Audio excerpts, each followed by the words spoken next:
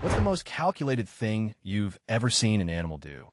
Story 1. I made a crow friend while smoking on the porch. I gave it fragments of whatever food I could find on the way out. One day, I found an empty pack of marb on the porch, puzzled, but I threw it away. A few days later, I found my crow bro standing behind 3 empty packs of cigarettes.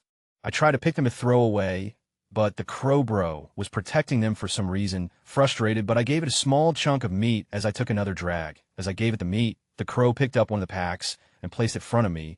Then it hit me the crow is trading with me. The trade went on for a few more times until the winter hit Minnesota. TLDR, a crow traded cigarette packaging for food with me.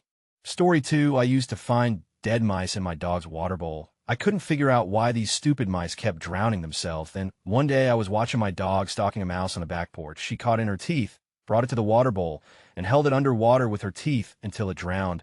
Walked away like it was nothing. Scariest thing I've ever seen.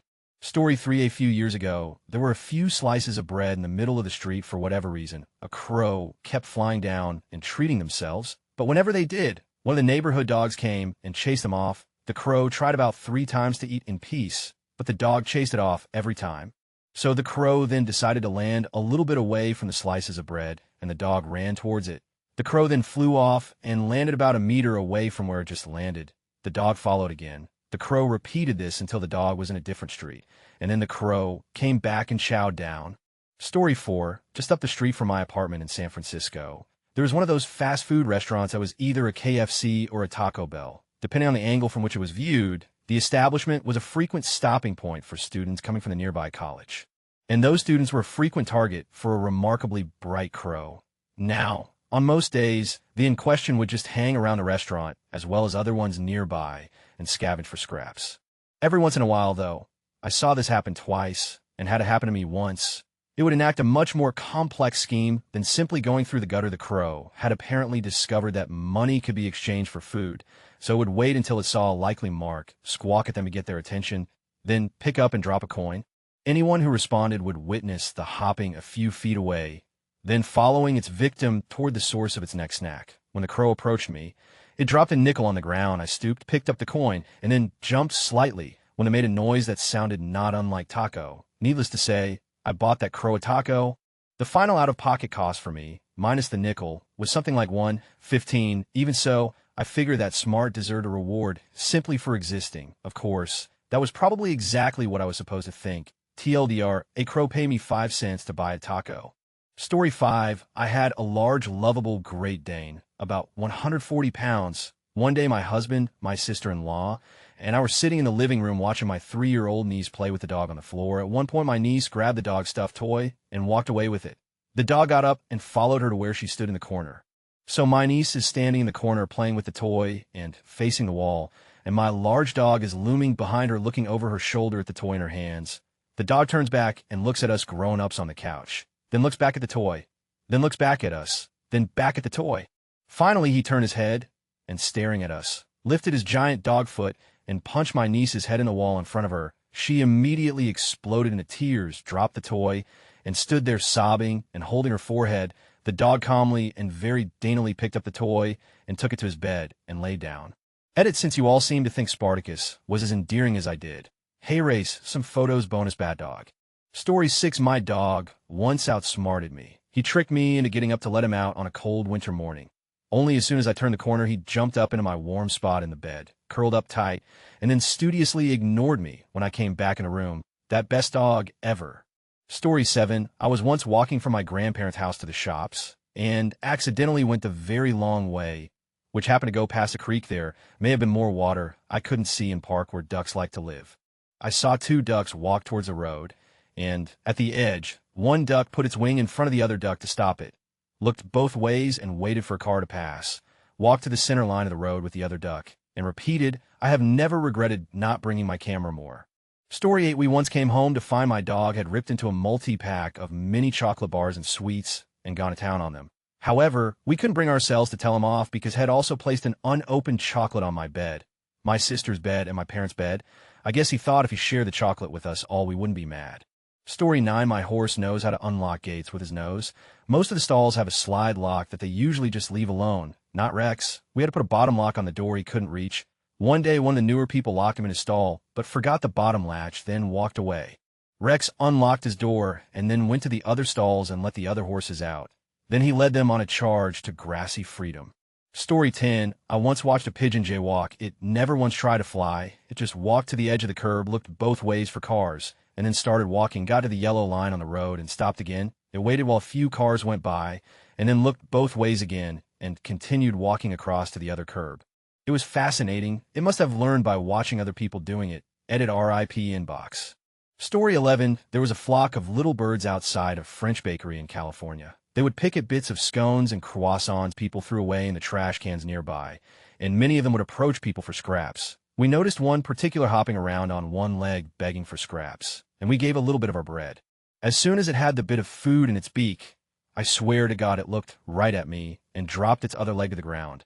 Story 12. This was my dog.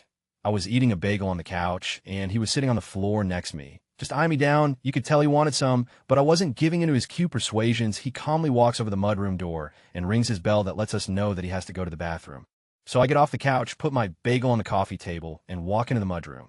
Well, between the time I got up and walked to the mudroom door, he ran around, back through the kitchen, and had snagged my bagel off the table. I didn't even try to get it back from him. The slick deserved his prize.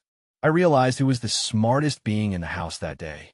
Story 13. We used to have two dogs, Lillian, the Chihuahua, and Einstein, the Corgi.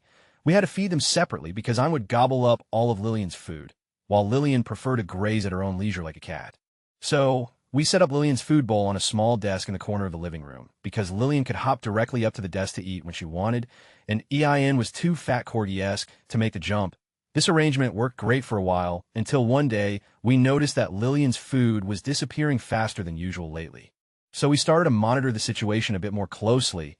Then we found what was happening by quietly peeking around the corner when we heard some movement in the living room. We watched and deliberately push out the chair under the desk, hop from the chair to the desk, gobble up all of Lillian's food, hop back down, and you not push the chair back under. It was the most devious thing Eve ever seen. Story 14. There was Crow who would drop walnuts on the road, waiting for cars to run them over. It would then wait at the crosswalk with people for the light to change. When it would walk over and eat the broken walnut at it. Here is a video showing this.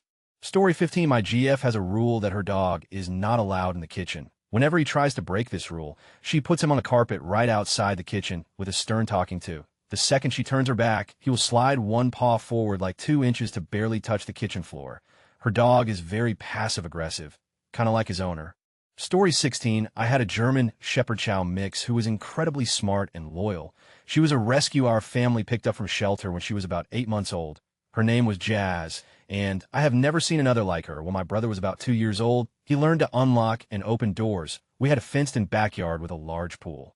We did have a sturdy cover on the pool at this time, because it was dead of winter, but some water seeped on top of the cover, like most covers if you were trying to walk across it. One day, my brother opened the back door and headed straight for the pool. The lady who helped clean our house saw what was happening through the window over the sink. She screamed, and we all ran outside to go get him. What we saw was my wonderful dog stand in front of him, gently take his hand in her mouth, and lead him away from the pool. She was incredible. Also, this dog saving another dog on the freeway. Story 17. When my big orange tabby cat wanted me up to feed him breakfast, he got into the habit of coming into the bedroom and meowing loudly around 5 a.m. I soon cured him of that by getting up and quietly locking him in the bathroom for an hour, so while I got some more sleep. Sure enough, after a few times, he stopped waking me up with those loud OWS. But I found I still would wake up early for some unknown reason with the cat on the floor by my bed staring at me, expecting breakfast. It wasn't until one morning when I woke up really early and was just lying in bed thinking of getting up when I heard the smallest meow you could ever hear, just a little tiny kitten-like mew. He then waited a minute or two and then repeated. He basically did this non-stop at irregular intervals, just within hearing range, so I wouldn't know that he had woken me up. Smart cat. Story 18. When I was in kindergarten, we went to the zoo. The first enclosure is a big area with what I think were chimpanzees. It was too long ago to remember. There was a sign apparently that said that you had to be silent to not disturb the monkeys. This one kid, Frederick, didn't shut his mouth, and a monkey just grabbed a peanut and threw it over 70 yards and hit the kid right in the head. That shut him up. Edit to the people saying it didn't throw it 70 yards. You didn't see him do it. I went back to that zoo, and the enclosure is huge. Story 19. When I was about 11 or 12 years old, I was with my family on a beach. There was a seagull there that had stolen a sandwich from our beach blanket. It had grabbed the sandwich, flew away, and landed about 100 feet from us. So I picked up a racquetball and tried to hit the seagull with it. I missed, but was close enough to startle the seagull. It flew into the air, swooped back down, picked up the ball, and proceeded to drop it like 200 yards out at sea. Story 20. My cat likes laser toys. We kept him entertained with one for several months. When we moved, we lost it, but then after a couple months, we found it almost immediately after shining a bright red spot on the carpet. He looked at the person holding the laser pointer, and now all he wants to do is bite the actual laser light thing, not the spot. Story 21. Cancun. There are these little ninja crows everywhere, small and sleek. They take up posts on the sunbrellas, one per peak, so I'm listening to them squawk because birds, and I noticed they had a particular sound for food. If any one of them spotted open food or an open tray, they would make this little quake sound, and if they heard the quake, their peak neighbor would repeat it, and so forth until all the birds knew about it. They had another sound for carried food. These birds would organize their attacks based on where the food was in their little network. Open food was hit by one following another, each taking a piece until it was gone or somebody shooed them away, but the carried food, that was a two-parter. Some would swoop in low, facing the server, and of course the server would tilt the tray back to protect it. That's when the flankers would hit, dropping from up high to snag what they could while the server was distracted. Brilliant approach, and from what I could see, very effective. They got a little something almost every time. It was amazing to watch. I had no idea birds could coordinate and communicate like that. Sneaky bastards. Kept me entertained for hours. Story 22. I don't really know if this applies as calculated, but I have seen a cat get embarrassed. I live down south in the U.S. where green tree frogs are abundant. I had a cat that would stare out of the window, as they do. One night there was a tree frog on the outside of the window, towards the top. My cat crept up, stuck a paw towards it halfway, then stopped before touching the glass. She did it again. Then on the third try, she quickly booped the glass with her paw, realizing the frog was on the outside. I swear on my life this cat turned and looked around the room to make sure no one else had seen this happen. When she saw me looking at her, her eyes got wide, and she ran off. That may not be what was going through her head, but I like to think so. Story 23. I worked at a pet store. We had a guard dog, mean-looking pit bull dog. When customers would show up before the store opened and bang on the door to get in, the owner would say, "Sick imp butch," and the dog would run out of the back, barking and snarling, and slam into the front door glass till the customer went away and waited for the store to open. One day, I was in the back of the store, and a customer came rapping on the front glass to get in early. Nobody was in the retail area of the store. The dog was in the back and didn't hear the rapping. But the store mascot parrot was on his perch in the front of the store and suddenly called out, "Sick and butch." The dog came running, snarling, and chased the customer away. No humans were involved inside the store. I just sat in amazement as I watched the whole thing. Story 24. Each time the doorbell rang, my cat would run and hide behind the furniture next to the door, slip out the door as soon as I opened it, and run straight for a small hole under the fence where she knew I couldn't catch her. She'd be back after a couple hours of being an outdoor wildcat. Story 25. My dog Aries wasn't allowed to sleep in bed because he was so big and there was just no room. One night Aries woke up my dad and started pacing and pushing on the door, acting like he wanted to go out. So my dad got out of bed and walked him down the hallway to the back door to let him out. The second my dad touched the door, Aries turned around and bolted back to the bedroom and jumped in bed, got under the covers and laid next to my mom, taking up all the room. I think my dad just slept on the couch the rest of the night because he was so impressed with his planning. Story 26. This won't ever see the light of day, but a cricket rode around on my turtle's back for over 24 hours. If he's that smart, the cricket deserves to live. We set him free to propagate his genes. Story 27. My oldest cat likes to torture insects. She catches them, brings them to the center of the kitchen, and gives them a head start. She then hunts them down and brings them back. Then she'll remove a limb and repeats. She does this until they give up or die. Story 28. I had a cat who has since passed to natural causes, that was ridiculously smart. He was allowed outdoors but always slept inside at night. We had recently found some abandoned kittens which we fed, and they made a home in our backyard. One night our indoor cat came up to my room meowing incessantly and left, so I ignored him. He came back again a couple of minutes later and then left, so again I let him be.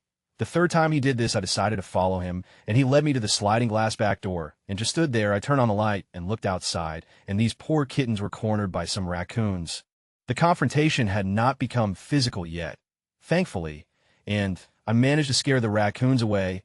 I am still amazed to this day by some of the things this cat did. Story 29. This happened back when I had roommates. We all met up at our house for a birthday party before going out for drinks. Someone brought over a box of 20 Taco Bell tacos. My roommate's dog feigned disinterest in it until everyone left, so no one thought to put the almost untouched box of tacos out of her reach. I got back early to find the box still on the counter, but the floor had an almost neatly stacked pile of wrappers. Each wrapper had a little pile of lettuce, cheese, and tomatoes in the center of it. She had been carefully taking the tacos out one by one and was eating just the meat and soft shells. It was like she knew she'd be in less trouble if she didn't make a huge mess. Edit just remembered, at the same house, I'd take the dog for walks sometimes and would always see broken walnut shells all over the road. Then I started noticing crows would drop the walnuts where a tire was likely to go over them in the road. Then they would hang out and wait for cars to go over them. They'd fly in and eat the nuts and leave the shell. I thought it was really smart. Story 30, we had a pot-bellied pig when I was young. Charlotte was fat and black, and as she'd take out her potato bag from the pantry, hide every potato from the bag around the house, and then just wait for 2 months, would have her coming up to us with a potato in her mouth, randomly. She wasn't scared or worried or anything. She'd let you take it away, but as soon as you had your hand on it, she'd turn her head ever so slightly and twist off a full mouthful of potato. She didn't have the leverage to eat them herself, so she'd hide them until she could get one of us to help. Story 31, my oldest dog, Pug, constructed a staircase for moving boxes to get on our pub-height dining room table. They were in the same room, but not near each other. Story 32, one of my cats will go sniff at the litter box, then stand beside it, and take a, while staring me down for the entire duration of her movement, if the box is even the least bit smelly. Then she'll sit there and scratch at the floor beside it, feigning burying it like, oh, so you're just going to pretend you scooped the litter? Huh. Well, I'm going to go ahead and just pretend to bury this stinking pile of, yeah, thanks, Rooster. Story 33, two of my older dogs are Pinto and Rex. Everyone loves Rex. He's chill and looks like the dog from Call of the Wild. Pinto isn't in the smarter of two. One day, Pinto saw Rex run into the backyard with a toy. Pinto jumped on the trampoline and kept still with an eye on him until he walked next to the trampoline. Pinto leaps on top of Rex like a ninja and takes down the unaware Rex, takes the toy, and gets the up out of there. Edit Minnie pointed out it's Call of the Wild. I'm high. Story 34, my dog is an evil genius, and it scares me a little bit. It'll give her greatest hits. She would torment our other dog until he reached his limit, and then she'd run to us for safety. She got to watch him get yelled at for being mean to the puppy. Then she'd repeat. She knows how to open those outer doors with the little push handle. One time someone was outside, and she spent the entire time standing there pawing at the handle. The attention span and aim were impressive. She's taught herself how to hunt over the years. This alone is impressive considering she's in the suburbs and sometimes trips over carpet. Well, now there's a rabbit in her yard at night. I can't see the thing in the dark. The first few times I knew it was there, because she would be all worked up at the door. About the third time it happened, she was all calm beside me, so I assumed that the rabbit wasn't there. That is until she launched herself into the yard once I didn't have a hold on her and almost caught it. She's learned how to trick me. The first time she met my sister's dog, she refused to acknowledge its existence. She does this to puppies in general, and it's awkward as she wants the attention and she'll push other dogs out of her way to get it. She stole my muffin once and a cookie another time because she waited for me to be distracted and then pounced. She never steals food unless it's something good, so she has standards. I thought she was waiting for a little piece until I turned for a second, and the food was gone. She'll spend 15 or 20 minutes waiting for food she wants. One time she knocked her toy under the coach and took my food when I was getting it. Then she had a nap. She physically punishes people if they are off. She'll claw your leg if you're in shorts. She'll stomp on your foot. She'll mess with your knees, and if you're a guy, she'll step on the family jewels. She spent years training everyone. Punish and stare expectantly. She'll stealthily push my sister's dog off of her things when no one is looking, but one time she also snuck upstairs to leave him alone at night. I went to bed, and 30 seconds later, I saw her creeping up the stairs. My laughter woke him up. If she'd waited another minute, it would have worked. She has this look where you can clearly see her thinking, and it's unnerving. Story 35, when I was in high school, we had 2 cats, an older, wheezing bobcat-tailed female named Affer and a young, pure white male named Inqua. One day, I was homesick, and Affer fell asleep on the couch behind me, while Inqua and I curled up in a chair together watching TV. Now, when Affer would sleep, she could be louder than a freaking chainsaw, and it was driving me nuts that day for some reason. So, jokingly, I looked down at Inqua and said, "Care to help me out here? Why don't you go wake her up? She'll want to move to the sunshine about now, anyway." I kid you not, Inqua got down off my lap, padded over to the couch, jumped up, and proceeded to bat Affer awake. Job accomplished. He hopped back down, came back over to me, jumped up, and curled right back in the spot on my lap. He didn't seem bothered by the fact that I was just staring at him in astonishment. Story 36. Back when Guitar Hero 2 came out, I was always on that. My Shiba Inu didn't like the attention not going to her, so I'm sitting on the floor with the guitar controller in hand, staring at the TV, and she wants to go out and play. So she walks over to my PS2 that's on the floor, lays down in front of it, and paws at it only once hitting the eject button. No idea how she knew that object controlled what was frustrating her, like why not the controller in my hands or the TV I'm starting at. Probably coincidence, but looked calculated. Story 37. When I was young and stupid, I would grab my Doberman by the snout and on her nose, which typically resulted in her sneezing or some other inanity. One evening while watching TV, my dog walks right past me, stops with her in my face, and lets one rip. She turned back to look at me. I swear I saw her smile. Story 38. Chester, the insane half-Siamese half-tabby I had when I was in my teens, used to have this huge hate-on for a cat across the street.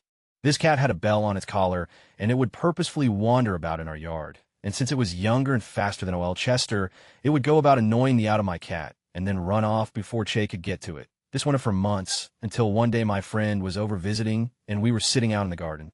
She had her backpack with her, and tied to the backpack was the same kind of bell the neighbor cat had on its collar. My friend thought it was funny to keep ringing the bell to annoy Chester, who was stalking around looking quite deranged. This cat was fairly unhinged to begin with. I warned her that this was going to end badly, but she continued to jangle the bell at Chester until he finally stalked off. Well, he comes back several minuets later and backs up to my friend and just unleashes a steaming stream of on her back. It was the most satisfying, I told you, so I have yet delivered in the whole of my life. Chester also attacked the girl my then boyfriend was cheating on me with, quite unbeknownst to me. Again, he just strolled up to her, sniffed her hand, and ripped her arm up before casually walking off. He was a good cat. Bonus Chester story. We used to have a vet that made house calls. And considering that Chester was about 20 pounds of rage covered in fur, it made sense to have the vet come to us rather than take our lives in our hands by trying to cram the cat into a carrier. So it's time for the yearly checkup, and the vet comes over, clearly in an irate mood for some reason. He grabs Chester and shoves a thermometer up his rectum, and this obviously does not end well. Chester flips out and mauls the guy's arm and goes tearing off to parts unknown. The vet is swearing at me, demanding to know why I didn't tell him that my cat was hostile as he's bleeding all over my kitchen. And all I could say was, dude, how would you like it if someone grabbed you and shoved something up here without so much as a hello? I think I had to admit I had a point there. Story 39. 2 stories. 1. Working at a summer camp. We were sitting around outside at night, planning out the next few days, eating snacks, and chatting. We hear a noise by a tree nearby, where a friend had left his backpack, and shining a light on the pack revealed a large mother raccoon and 3 small babies. The mama, without breaking eye contact with us, used her tiny, creepy human-like hands to unzip the backpack zipper, remove a bag of Cheetos, pass it back to her babies, and zip the bag back closed. A few moments went by in silence before my friend whispered, "But why did she zip it closed?" 2 crows on our block would gather nuts with a hard shell and drop them on our street. I thought they were just trying to break them by dropping them from high up, but they would actually place them so the cars would drive over and crack the nuts. Animals are awesome. Story 40. Grackle was stealing bread pieces from the ducks at the park. Once it had flown to a safe distance, the grackle would go to the water's edge and dip the bread in the water to make it easier to swallow. Story 41. My favorite. The Kia, they were in a decent-sized flock. 1 or 2 would attempt to distract you with their antics, like trying to unlace your shoes or whatever. The others would then try to steal your food or your backpack or whatever they were curious about. They are so cute and adorable, but also so mischievous. Once on a camping trip, they tried to make off with my hiking boots that I'd stored outside of the tent, and only their manic cackling gave their plan away. Story 42. Sadly, I never witnessed this, but when my father-in-law was young, he had a dog called Peter who would regularly catch a bus into town and then home again. Apparently he'd wait patiently for the bus of his choice, letting the ones he didn't want pass by before trotting on and taking a seat. He'd get off in town about 4 miles away and, presumably, just mooch around for a bit before getting the correct bus back. Occasionally, my father-in-law would have someone say, "Oh, I saw Peter in town the other day. Clever boy." Story 43. My mom's parrot. She's a blue and gold macaw named Lola. Lola eats a lot of people's food on top of her regular diet. She particularly loves pizza, dried spaghetti noodles, and cheese. So one day, Mom cuts up some cheese and an apple. She opens Lola's cage and gives her an apple slice. Lola wanted cheese, but Lola can't fly. So she grabbed the apple slice, climbed down her cage, ran backwards through the heavy carpet on the floor because she hasn't figured out how to run forwards in her 16 years. She climbs up the couch Mom is sitting on, hops on her lap, looks at her, and puts the apple slice on Mom's plate. She then takes a slice of cheese, looks at Mom, climbs back down the couch and across the floor, up her cage, and onto her perch, and proceeds to eat the cheese. That has done some funny, but this took the cake for me. Story 44, I didn't see it, but there was enough evidence that it happened. We went away one weekend and left our 2 cats with plenty of food, water, and litter. They decided it wasn't enough for them and got into the cat treats. But we keep the treats in a cabinet above the pantry. So in order for them to create the scene we returned to, they had to stand on the counter alongside the pantry to reach up and around to open the cabinet door, jump up to the top of the refrigerator, leap across from the fridge to the treat cabinet, bring down 1 container of treats. Go back for 6 more containers. Another thing my cats do, if one of them has a really good sleeping spot, the second cat will walk up to the first cat and start acting uncharacteristically affectionate. Lots of licking and cleaning, but not attacking because they get in trouble. Then the first cat gets annoyed they don't get down like that and walks away. Second cat immediately curls up in the good sleeping spot. They both do this. Story 45, got in the habit of rewarding my chinchilla with a treat after a good session out of his cage, usually during cleaning. Since my wife and I have more time in the evenings, we've been letting him out daily to play and socialize, and still gave him treats after returning him to his cage. So one morning he is sitting near the cage door, and I let him out since I had the day off. He steps out, gets in his dust bath, then wanders back to the cage after about 1 minute of running around. Little just wanted his treat before sleeping. Story 46, 2 things. First, witnessed an adult squirrel lining up about 6 baby squirrels and teaching them how to raid our squirrel-proof feeder. The adult had each baby practice it separately at the end of his demonstration. Second, a goose at the side of the road waited until my car was close enough and about to pass by, and then it chased his friend out in front of me and attempted murder. I swerved, so he was not successful. Story 47 will probably be buried, but I worked at a chimp sanctuary, and one tied bamboo sticks together with dishcloths, both provided for enrichment, to pull the fire alarm outside of the enclosure. Story 48, it sucks that this will probably not be seen by many, but I babysat for a woman who had an African gray parrot and 2 dogs. The parrot would say, "Want to go out," as in, "Do the dog want to go outside?" Then they'd get all riled up and excited to go out. Then they would laugh and say, "Suckers, that thing was evil." Story 49, not sure this is what you're looking for. One day I went to the park with my son, and we saw by a pond. It caught a large fish and tried to swallow it whole, but the fish was too large for its throat, so this flipped and spun the fish around in its beak a few times. Then a look of recognition flashed in its eyes as its brain finally registered the impossible large size of the fish. It casually dropped the fish back to the pond and walked away. No regret, no hard feelings. Nature is so wonderful sometime. Story 50, I give my doggie a carrot whenever she goes potty outside. A couple of times she's gone outside and peed, then come back in to get her carrot. Then a few minutes later, she'll want to go back out again for another carrot. Story 51, I used to have a spider living in the corner of my front door. It would spin its web across the door and I'd take it down. When I went to work, by the time I came home, the web would be back up. So I'd take it down again and go into the house. This went on for some time until eventually the web wasn't there anymore. I looked in the corner of the door. The spider was still there and it was still alive. I blew on it and it moved for weeks. No web across the door anywhere else I could see. I was starting to get concerned. The wee thing didn't seem to want to move on, but at the same time it was still alive. Then one night I was keeping odd hours. I was throwing out trash at 2 a.m. and the web was across the door. The spider would wait for me to get home from work, put up the web, then take it down before I left in the morning. Same thing after I left for work.